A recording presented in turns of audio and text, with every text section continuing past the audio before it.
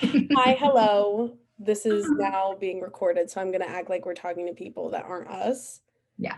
So this is our Midnight's Mayhem, where we discuss Midnight's, the newest album by the one and only Taylor Swift. Would everyone like to introduce themselves? Or are we just going to assume everyone knows who we are? No one knows. Everyone knows. That was a girl interrupted line. Yeah.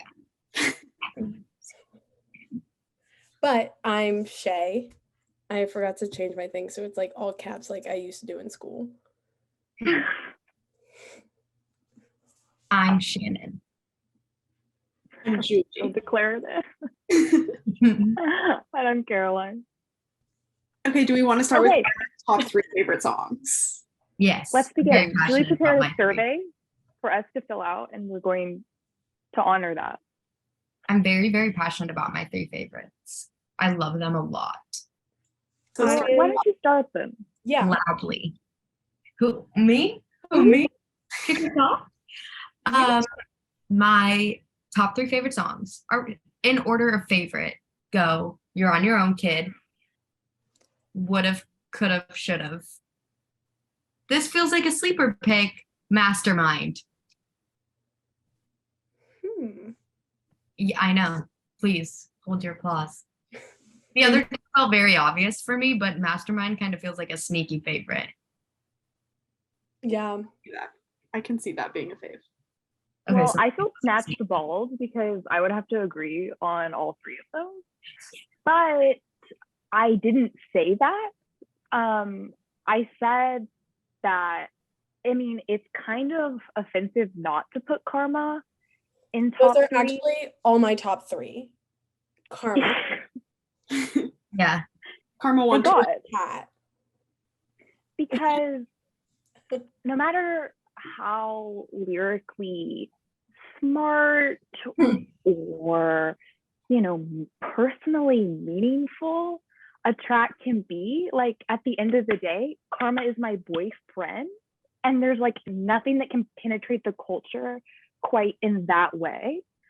So I did say Karma, and then I said You're on Your Own, Kid, but I kind of wanted to pick the entire run of You're on Your Own, Kid, Midnight Rain to Question. Like, that's my second favorite song, is that grouping.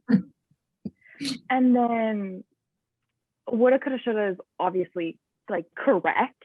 Obviously. Like, correct. Probably one of the best songs she's ever written. Unfortunately, it's not even funny. No. So I'm just gonna keep it there. But even though that's a complicated answer. Okay, Not but 4 answers, but really actually 2. Whatever. I'm gonna jump in because I have thoughts. Because I agree. I think Would've, Could've, Should've is one of her best written songs. Ever. Everyone was saying that Champagne Problems was better than All Too Well. Flop. Why did you say that? But then this song comes along, and maybe that's earned the place that people hold Champagne Problems in, and I think we should say that. Say that. I don't think we should ever talk about Champagne Problems because it doesn't have the range, it doesn't have the merit, it doesn't have the intention. I see them in, like, I wouldn't even compare Champagne Problems and All Too Well because they're not about the same man. Exactly. Whereas I'm like, Would've, Could've, Should've better than Dear John because they're both John Mayer. That's a hot take, I feel, for some of the Swifties. But I think for like fearless Swifties. yeah. And I'm a Speak Now Swiftie. Thank God. One thing about me, I'm a Speak Now Swiftie. We need Well, that's the next album. Yeah. Now Hive Rise. We need you. The Haunted Taylor's version. Enchanted. Not even ready. Story of Us. Shay, True. what are your 3? Is yours Karma as all 3, or was that just a joke? So in Not a joke. my heart, my big 3, my sun, my moon, and my rising are all Karma. Totally should have done it as Sun, Moon, and Rising. Literally, as soon as I said it, I almost thought We have to stop the Zoom. Literally stop the press. Literally. Jane. Jane. No, Jane. Jane, can we stop? Jane. But Jane can keep that out. yeah. One thing about me is I love a good time. I love a fun time. So my big three are obviously the rational side of me wants to say would have, could have, should have, but Karma is my number one girl. I'll say low key, I've been listening to Midnight Rain a lot more. I love Midnight Rain.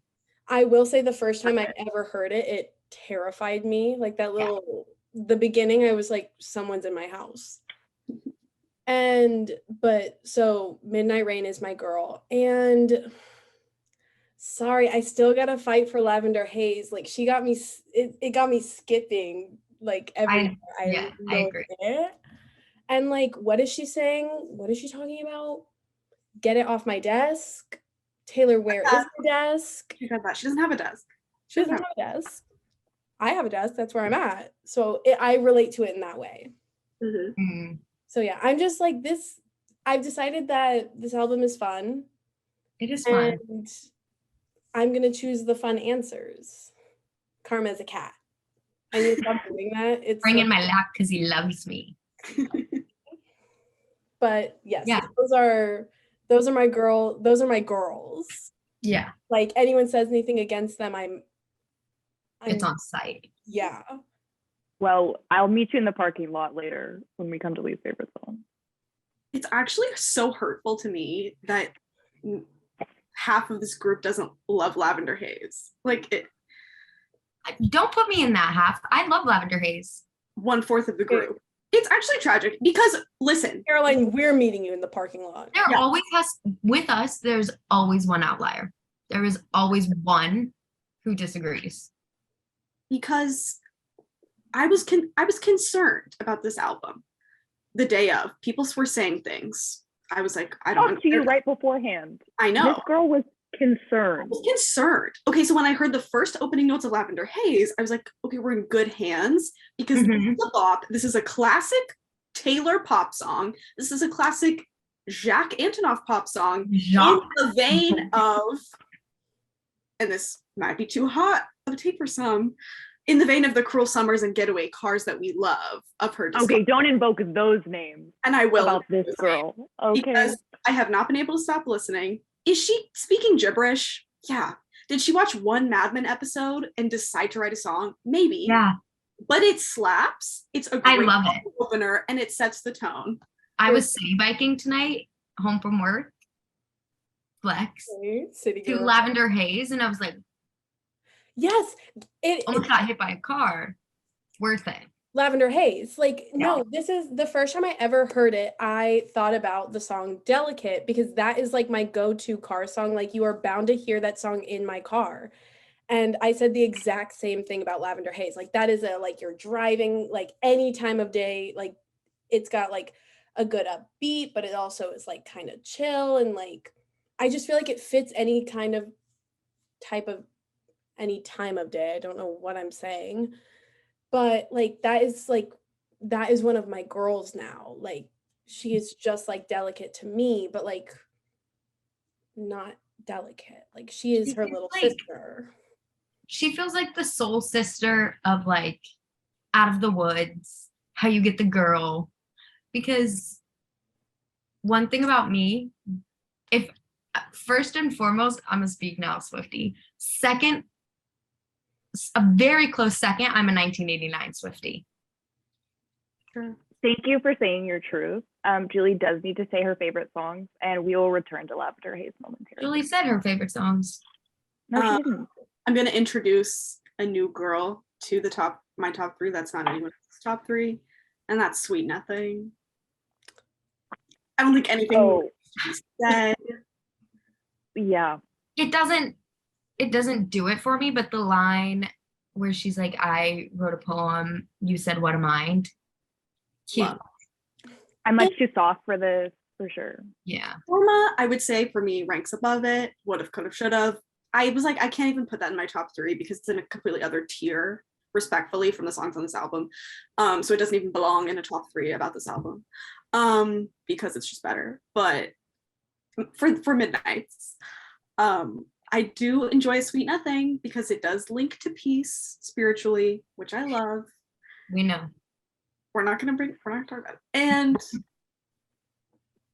it feels like a very truthful song for her on this album.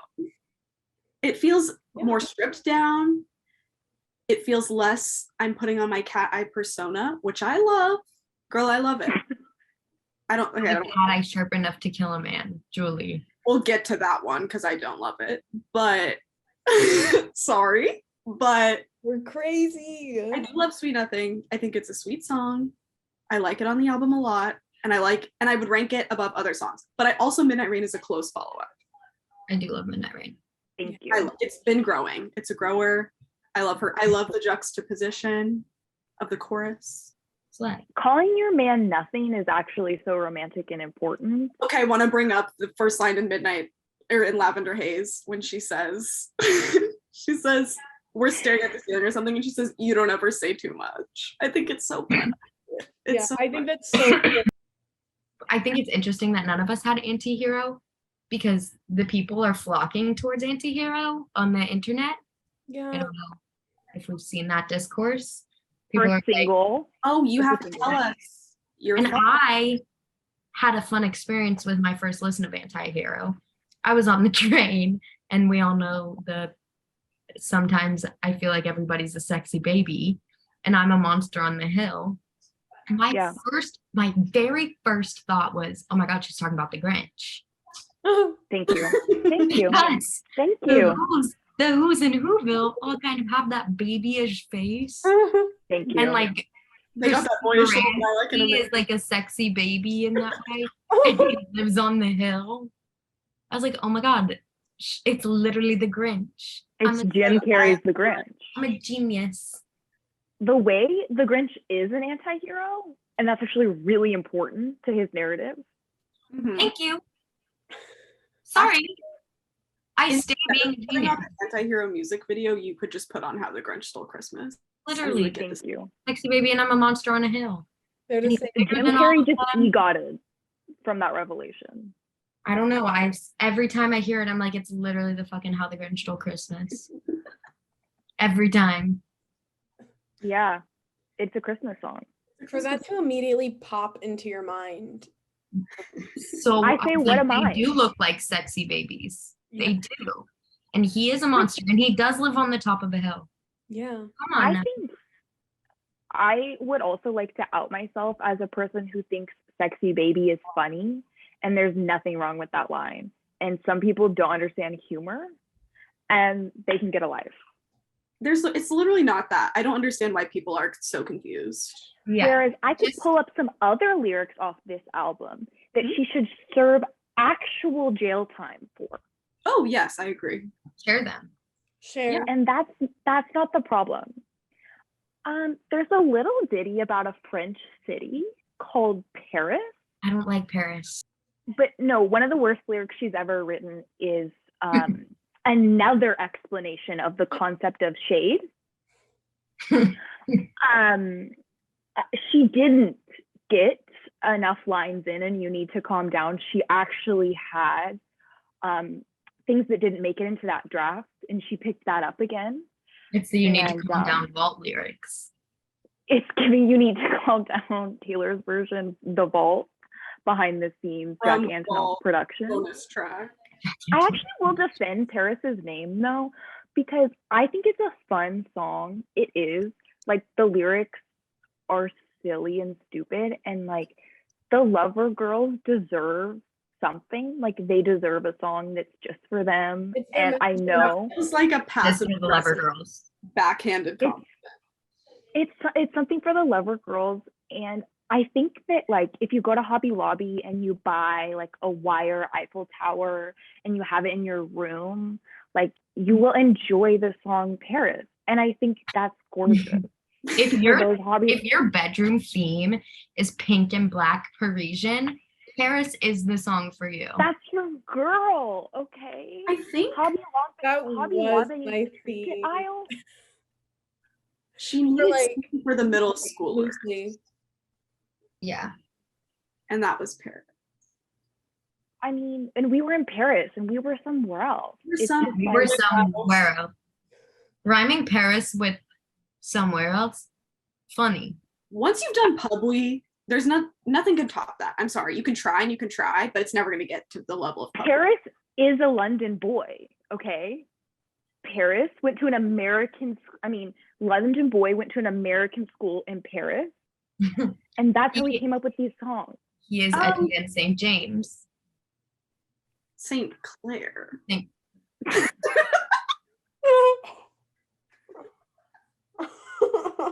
Okay. Okay, we've so lost power. Remember Zoom. So we've lost Shannon. Oh, I'm St. gonna James. put myself in timeout later. Not though. the one who Really started bad. the Stephanie Perkins revolution for getting St. You do get a pass because you introduced everyone to Miss Perkins. You can make the edits. Okay, wait. I'm We need going to get back on track. to the questionnaire. Yeah. I Thank feel like God. we've been derogatory towards several songs, Mhm. so we don't have to put least favorite. What I will say, No, wait. I need to say why Lavender Haze deserves to be put back to bed. Because here's the thing: is when I listen to it, and am I like, yeah, this is like kind of nice on the ears. But she could be saying any words. It could be cornflakes in the corn maze, and we'd all enjoy it. Like it's just the melody. Every single one of the lyrics is bad. I don't want to watch Mad Men, therefore I never have. Like the Lavender Haze metaphor is weak. It's flop. It doesn't make any sense. Her claiming this moral superiority of the 1950s shit of not getting married. Queen, it's not interesting when she interacts with like an article she saw about herself. And that's one of these songs. It's one of these, I saw a TMZ article about myself songs, and I need her to stop.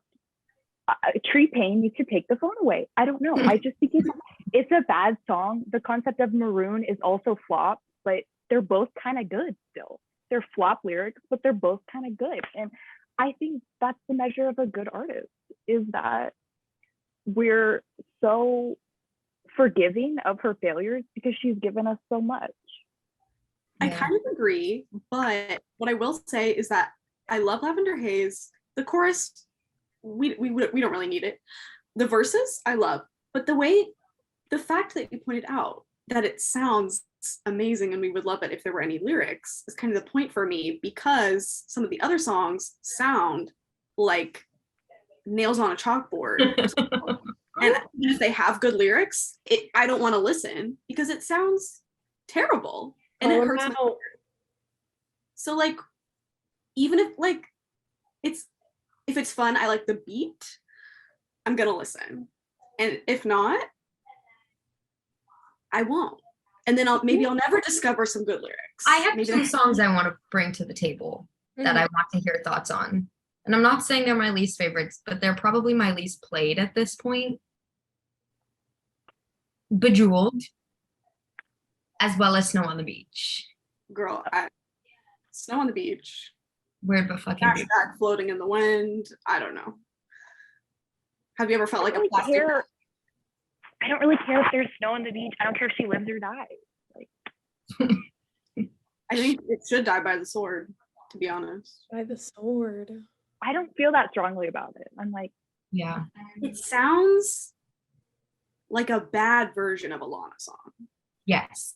It sounds like someone wrote a Lana song who wasn't Lana, even though she was a co-writer. Mm-hmm.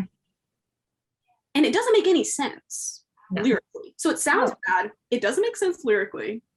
I would And say Lana 6 doesn't out even of the 20 work. songs don't make sense lyrically. None of them make sense. Love you, Tate. Okay, Love you. let's go back to Bejeweled, Yeah. because I actually think we need a couple more plays from you, because the visual was fun. I didn't watch. Okay. I didn't watch because I didn't particularly love the song. So I was like, I don't care. Does that make me a bad Swiftie? Okay.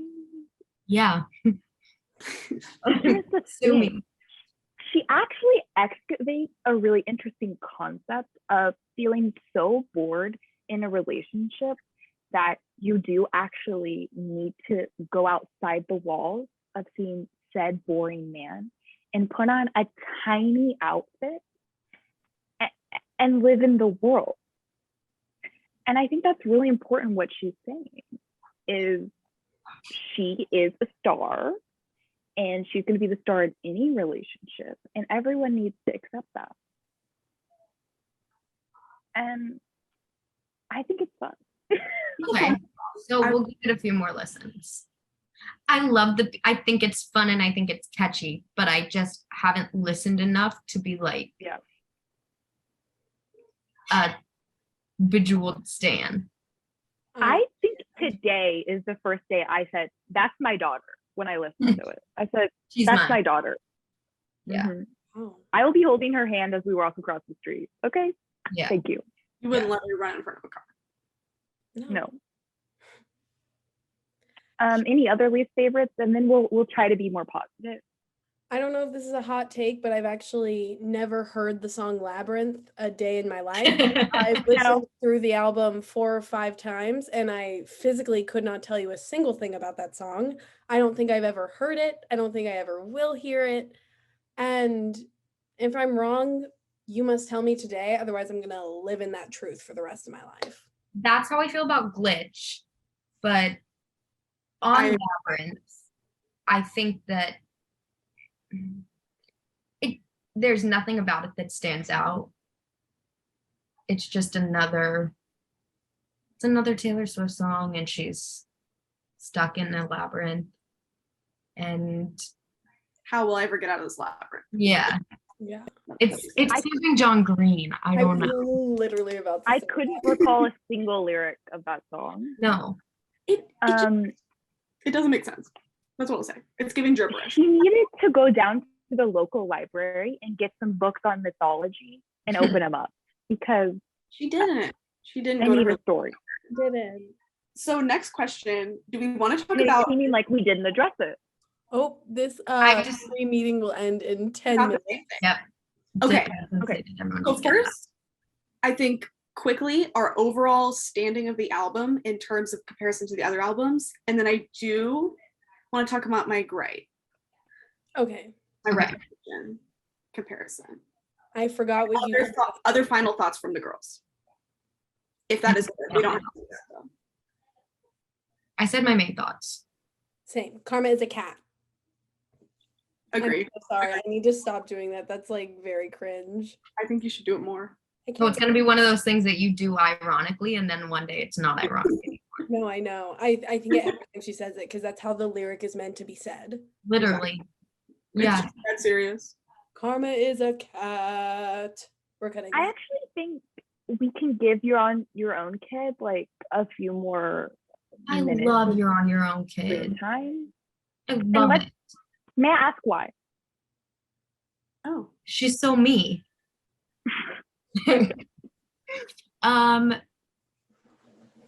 No, I don't know. It just the buildup of it, I think I really love. Yeah.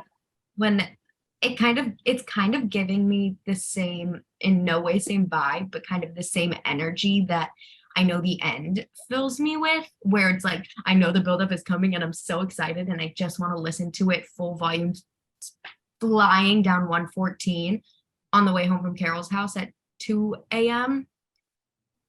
And it just like, when it gets to like the jokes weren't funny, I took the money, every time I'm like, and I love it. I just love it. Yeah. Okay, I also love it. It is my favorite song on the album as well. Like if I had to like submit a ballot. Mhm. But it's because I was like, oh my God, the whole song is her ode to like loving songwriting. Yeah. Oh my God, this is my letter to the world moment. Like the line, something different bloomed right in my room, playing the songs in the parking lot, I'll run away. That's what I wrote down as my favorite lyric. Because like playing her songs in the parking lot something different in her room. Yeah. Come on. It's so Thank good. you. Thank you. Thank you. So good. Julie. I also think, Oops. yeah, Julie. Oh no, I was just trying to move along. But if you have any final thoughts, say them. I was going to pivot to question because it is a Harry Styles song. Can I just say, the first Yeah, time I I have- listened to this song, this is the only thing I'll say. Whenever she's in the chorus and she's like, and all your friends were making fun of you, what did you do? I was like, what is this, a PSA for bullying? Like, it was very like, we need to stop bullies. Like, that's what I thought the song was on first listen. And so I'll be honest, I didn't listen to it for like several days afterwards. And I know it's only the Wednesday after the album was released, but I was like, what is this song? It's about bullies. I'm not listening. This is ridiculous. It is about the bully named Harry Styles. It Yeah. is. It's the bullies One Direction. Hmm. And then they were clapping for you. I was like, how could we have said this better? I don't know. It's I have wrong. a brief mention on a song we haven't even mentioned yet. And I'm gonna talk towards Carol because I think about this every time when I listen to this song. Bigger Than the Whole Sky feels akin to Marjorie in a way.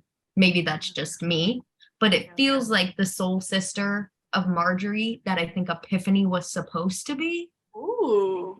I get But it. if you're bigger than the whole sky feels like the loss of someone who you had such a personal relationship with and you didn't get the opportunity to explore the extent of that relationship, like a grandparent who you didn't get to know as an adult because they died before you were an adult, or someone you lost when you were young, or a parent who lost a child.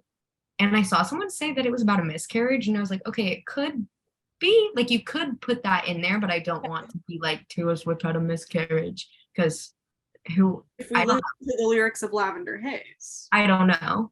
she said, I just wanted to know Face has no lyrics. the soul but sisterness of Marjorie and Bigger Than the Whole Sky, rather than the grandparents that are Epiphany and Marjorie, because I know how Carol feels about Epiphany.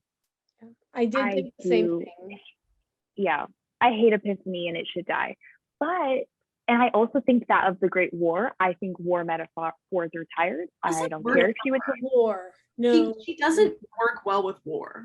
war, terrible war. Like, Yeah. girl. It is, I have seen multiple Hunger Games edits to it on this, the day of our Lord, October 26th, 2022. That's But- valid. Right there. It's right there for them. True. And we have about important to 4 keep minutes your eyes left. open. Yeah. Low hanging fruit. We have about 4 minutes left, and this is why we're all here. If you've stuck around this long, you're in for a treat. Julie has a rant that she wants to give, and it's about reputation. And it She's begins. so passionate about reputation. And go, 4 minutes on the clock. Okay, it's a short rant. But basically what I'm saying, the gist of my rant is, so when this album came out, okay, pop album, when we first heard it, okay, we can all agree there are some amazing, wonderful songs, great songwriting, we like the beat. There are other songs though, okay, why are they there then? I don't know, like, girl, be serious. She wasn't serious on some of these songs. And that's how many people felt about Reputation. However, I'm logging on to the website twitter.com. I'm seeing the critics reviews. 5 out of 5 stars, 10 out of 10, her most cohesive album. These feel like lies. This is not her most cohesive album. It has great songs. I think it has an interesting theme. It's not her most cohesive album, and I think we can say that. I think Reputation is much more cohesive than this album because there's a clear narrative being charted from her Bleachella era, meeting Joe, she tracks the end with Calvin, meeting Joe, then getting with Tom, then getting back with Joe, then the conclusion of I'm in a stable relationship and in love, and it doesn't matter that all this stuff happened to me. It's a great album, and I don't have enough time to talk about it. But when Reputation came out, I didn't hear anyone saying 10 out of 10, 5 out of 5, this is her most cohesive album. Can I just say, hypocrites, all of you, because the second Taylor comes out with Folklore, everyone was up her ass because she made an indie folk record and everybody loved it. And she was universally beloved and back in the public's good graces. So once she's back in the public's good graces, we want to stay up her ass because she's powerful. So you're going to give Midnight's 5 out of 5 stars, 10 out of 10. It's her most cohesive album. And you slammed Reputation, not bothering to listen to the songs, not bothering to chart the narrative, not bothering to see that this music was made from the depths of her despair. And we're going to come out and say Midnight's is her best album. Be real. It's time to be real. No one It's time to BFFR. It's time to BFFR. Yeah. I'm sorry. I cannot stand. Less than a minute left. I don't want to get That's on. not true. I don't want to hear someone saying vigilante shit is I don't better like it. than any song on Reputation. Not even Look What You Made Me Do. That song came out swinging. It baffles me to my core how Reputation continues to be sidelined and put down upon by the people. Even by one Taylor Swift. Even by all three of you when none of you would listen to it. That album feels like home to me. Jane. I feel held by that album. It feels like home to me. Conclusion. Thank you. All right. No, but we were late Some of for my that. favorite songs ever are on Reputation. But we were all late for that party, is what I'm Yes. saying. Yeah. Yes. Okay. General public are hypocrites. All right, that is actually all of the time we have. We literally are running, like it might end at any moment. So thank you for watching. Thank you for watching. Sorry to speak over. That's okay. We love you all. Yes. Love you. love Let us know if you want a part 2 or We something. love all three of you who are watching. And it's us. It's the four of us. Yeah. Yeah. Can't wait for this to Yeah. get 4 views. Okay.